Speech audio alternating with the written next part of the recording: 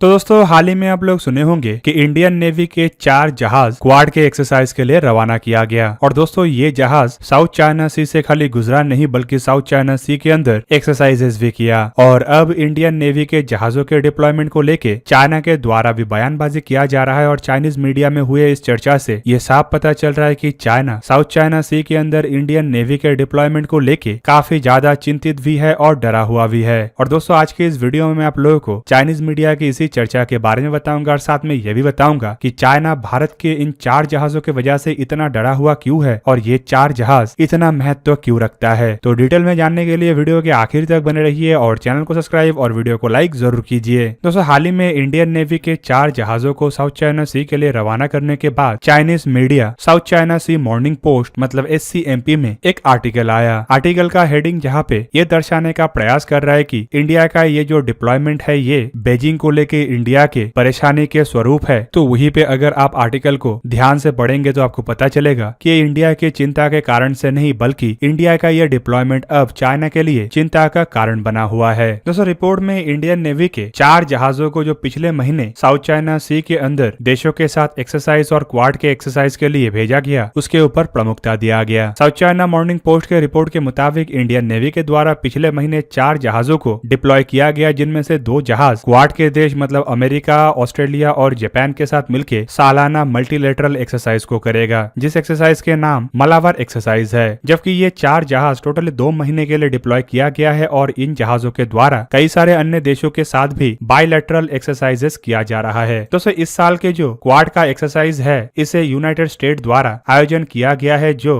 Last Sunday समाप्त हुआ। इस साल के ये एक्सरसाइज अमेरिका के पैसिफिक फ्लीट के अंतर्गत आने वाले ग्वाम आइलैंड के कोस्ट के नजदीक हुआ जहाँ पे इंडियन नेवी के जहाज के अलावा ऑस्ट्रेलिया, जापान और अमेरिका के जहाज भी शामिल था। दोस्तों ग्वाम आइलैंड साउथ चाइना सी के काफी नजदीक है और इस वजह से यहाँ पे अमेरिका के द्वारा क्वाड जैसे देशों के साथ मिल के एक्सरसाइज को आयोजित करना ऑलरेडी चाइना के लिए परेशानी का कारण बना हुआ है। जबकि 25वां मालाबार एक्सरसाइज चाइना के लिए एक मैसेज भी था कि इन 4 देश इंडो पैसिफिक रीजन में फ्री और ओपन विजन को आगे बढ़ाएगा। जबकि 4 जहाजों के डिप्लॉयमेंट के साथ साथ इंडियन मिनिस्ट्री ऑफ डिफेंस की तरफ से यह भी जानकारी दिया गया था कि ये जहाज भारत के मित्र देशों के साथ बायलैटरल एक्सरसाइजेस भी करेगा जिनमें Vietnam, Philippine, Indonesia, Singapore, Australia जैसे देश भी शामिल है। और ये भारत के फ्रीडम ऑफ नेविगेशन एक्सरसाइज का एक हिस्सा है। और साथ में ये जो देश है इनमें से वियतनाम और फिलीपीन के साथ भारत साउथ चाइना सी के अंदर ही एक्सरसाइजेस कर रहा है। साउथ चाइना मॉर्निंग पोस्ट के एक्सपर्ट का मानना है कि साउथ एशिया के देश जो साउथ चाइना सी में प्रेजेंट है वो असल में कोई और कारण से नहीं बल्कि अपने इकोनॉमिकल इंटरेस्ट के वजह से है। दोस्तों यहाँ पे जो साउथ एशिया के देश का जिक्र किया गया वो और कोई नहीं चाइना के नजर में भारत है। इवन दोस्तों चाइनीज मीडिया के इस एक्सपर्ट का ये भी कहना है कि यहाँ पे काफी हद तक अपने एलाइज को खुश करने के लिए भी भारत यहाँ पे प्रेजेंट है और अपने एलाइज के साथ एक्सरसाइजेस भी कर रहा है। मतलब इनडायरेक्टली चाइनीज मीडिया ये दर्शाने का प्रयास कर रहा है कि भारत थोड़ा बहुत अपने इकोनॉमिकल इंटरेस्ट के वजह से और बहुत हद तक अमेरिका जैसे देश को खुश करने के वजह से साउथ चाइना सी के अंदर अपने जहाजों को भेजा। और दोस्तों इसी बयान से ये पता चल जाता है कि साउथ चाइना मॉर्निंग पोस्ट के जो एक्सपर्ट है इनका दिमाग घुटने में है। क्योंकि अगर भारत को अमेरिका को खुश करना ही होता तो ये साउथ चाइना सी में अपने जहाजों को नहीं भेजता बल्कि अमेरिका के अन्य इंटरेस्टेड एरिया में भी अमेरिका के साथ देने के लिए अपने मिलिट्री का डिप्लॉयमेंट करता। दूसरी तरफ यहाँ पे जो इकोनॉमिकल इंटरेस्ट का बात कहा गया वो काफी हद तक सही भी है और ये होना भी चाहिए। हर एक देश अपने इकोनॉमिकल इंटरेस्ट को प्रोटेक्ट करता है और भारत के इकोनॉमिक इंटरेस्ट को प्रोटेक्ट करने के लिए अगर भारत को अपने नेवल एसेट का डिप्लॉयमेंट करना आवश्यक पड़ता है तो ये भारत का अपना हक है। चाइनीज मीडिया में इंडियन गवर्नमेंट का हवाला देते हुए ये भी जिक्र किया गया कि ये जो साउथ चाइना सी है यहाँ से सालाना 5 ट्रिलियन के ट्रेड गुजरता है और भारत का करीबन 55% ट्रेड साउथ चाइना सी और स्ट्रेट ऑफ मलाक्का से गुजरता है जो मलेशिया और सिंगापुर के बीच के एक नैरो कॉरिडोर है। इवन साउथ चाइना सी मॉर्निंग पोस्ट के एक्सपर्ट के तरफ से इंडिया के जो नालंदा यूनिवर्सिटी है उसके एसोसिएटेड प्रोफेसर राजीव रंजन चतुर्वेदी के बयान को भी कोट करते हुए बताया गया कि साउथ चाइना सी एक क्रिटिकल कॉरिडोर है जो कि पैसिफिक और इंडियन ओशन को जोड़ता है और ये कॉमर्शियल और नेवी शिप के लिए काफी अधिक महत्वपूर्ण है और एक सिक्योर और सेफ समुद्री रास्ता है इंडिया के इंडस्ट्रियल, इकोनॉमिकल और कॉमर्शियल ग्रोथ के लिए काफी अधिक महत्वपूर्ण है। दोस्तों उनके मुताबिक साउथ चाइना सी के अंदर जो चाइना के मुखरता है ये भारत के लिए चिंता का विषय है और साउथ चाइना सी के जो डिस्प्यूटेड एरिया है उसका समाधान खास करके फ्रीडम ऑफ नेविगेशन और अन्य लाइन ऑफ कम्युनिकेशन को बरकरार रखने का जो समाधान है वो पीसफुल तरीके से होना चाहिए और यूनाइटेड नेशन के लॉ के तहत होना चाहिए। पर दोस्तों अब बात यह है कि चाइना के मीडिया में भारत के इन जहाजों के डिप्लॉयमेंट को लेके इतना क्यों चिंता हो रहा है और क्यों अपनी चिंता को भारत के मत्थे फोड़ने के लिए चाइना के द्वारा प्रयास किया जा रहा है। तो दोस्तों इसके बारे में जानने के लिए हमें करीबन 1 साल पीछे जाना पड़ेगा। पिछले साल जब गलवान वैली में भारत और चाइना के बीच में झड़प हुआ था और ईस्टर्न लद्दाख में दोनों देशों की आर्मी एक दूसरे के सामने आया गया था, तब भी आप लोगों को पता चल गया था कि भारत के द्वारा कैसे चाइना के विस्तारवादी नीति को काउंटर किया गया और कैसे चाइना को इस वजह से पीछे हटना पड़ा। दोस्तों डोकलाम के बाद ईस्टर्न लद्दाख के घटना चाइना को यह सबक सीखने पे मजबूर किया कि भारत के सामने चाइना की ये विस्तारवादी नीति आगे नहीं बढ़ सकता और चाइना के सबसे अधिक विस्तारवादी नीति साउथ चाइना सी के अंदर ही है, जहाँ पे करीबन 90% क्षेत्र के ऊपर चाइना के द्वारा क्लेम किया जाता है। और दोस्तों खाली क्लेम नहीं बल्कि अपने क्लेम को पक्का करने के लिए चाइना के द्वारा यहाँ पे कई सारे आर्टिफिशियल आइलैंडों का भी निर्माण किया गया और चाइना यहाँ से गुजरने वाले हर एक दूसरे देश के जहाजों को रोकने के लिए या फिर उन्हें धमकाने के लिए यहाँ पे मिलिट्री डिप्लॉयमेंट भी कर रहा है। इवन साउथ चाइना सी के इस डिस्प्यूट के अंदर जो अन्य देश शामिल है, उन देशों के जहाजों को रोकना, उसे डुबाना और उन देशों के मछुआरों को एरिया से भगाना चाइना का आए दिन का रणनीति रहता है। और इस रणनीति को जब चाइना के द्वारा लाइन ऑफ एक्चुअल कंट्रोल के नजदीक इस्तेमाल करने का प्रयास किया गया तो सबसे पहले चाइना को भारत के द्वारा रोका गया और उसके बाद खाली रोका नहीं गया बल्कि भारत के द्वारा ऐसे ऐसे झटका दिया गया जो चाइना 1 साल से बर्दाश्त कर रहा है। दोस्तों ये झटका खाली मिलिट्रीली नहीं था बल्कि इकोनॉमिकली, पॉलिटिकली और सोशली भी था। सबसे पहले भारत के आर्मी चाइना के आर्मी के सामने डट के खड़े रहे और चाइना को वहां से पीछे हटने पे मजबूर किए। इसके बाद भारत द्वारा ये भी दिखाया गया कि कैसे चाइना के एग्रेसिव डिप्लॉयमेंट के खिलाफ जब कोई देश डिप्लॉय करता है तो उससे चाइना खुद डर के पीछे हट जाता है। और इससे एक तरीके से ये भी साबित हुआ कि चाइना अपने आर्मी का डिप्लॉयमेंट करते हुए दूसरे देश को डरा के जमीन हथियाने का प्रयास करता है और ना कि चाइना उस देश से लड़ने का प्रयास करेगा। नेक्स्ट सबसे बड़ा झटका चाइना को इकोनॉमिकली लगा। पिछले साल भारत के द्वारा चाइना के खाली मोबाइल एप्लीकेशनों को बैन नहीं किया गया बल्कि ट्रेड में भी चाइना को बड़े बड़े झटके दिया गया। चाइना के इकोनॉमिकल इंटरेस्ट अब भारत के अंदर इतना कम हो चुका है कि चाइना की इकोनॉमी के ऊपर एक बहुत बड़ा असर डाल रहा है। दोस्तों भारत दुनिया के सबसे बड़े मार्केट है और भारत के परचेसिंग पावर भी इतना अधिक है कि कोई देश अगर भारत के साथ ट्रेड करता है तो उसके इकोनॉमी जहाँ पे 0 से ऊपर की तरफ जा सकता है तो वहीं पे कोई देश अगर भारत के ट्रेड से वंचित रह जाता है तो वो देश आसमान से जमीन पे भी धराशायी हो सकता है। इसके अलावा भारत के मुखर होने पे कई सारे अन्य देशों को भी साहस मिला कि चाइना के सामने वो भी डट के खड़े हो सकते हैं और चाइना को चुनौती दे सकते हैं। तो सब भारत के इकोनॉमिकल प्रेशर और एप्लीकेशनों को बैन करने के बाद जब चाइना को बड़े बड़े झटके मिलने लगा तो इसी का इस्तेमाल कई सारे देश भी करने लगा।